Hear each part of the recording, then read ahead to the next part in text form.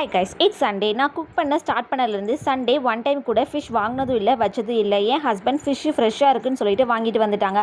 அதை வச்சு நெத்திலி மீன் குழம்பு தான் வச்சேன். அதுக்கு மீனில் முதல்ல மஞ்சத்தூள், சில்லி பவுடரு, சால்ட்டு சேர்த்து மிக்ஸ் பண்ணிவிட்டு மசாலா அரைச்சி பண்ணலான்ட்டு பேனில் பூண்டு 6-7 சின்ன வெங்காயம், ஒரு தக்காளி, 3 ஸ்பூன் மல்லித்தூள், 1 ஸ்பூன் சில்லி பவுடர் சேர்த்து வறுத்து அரைச்சி பேஸ்ட் மாதிரி ரெடி பண்ணி வச்சுட்டேன்.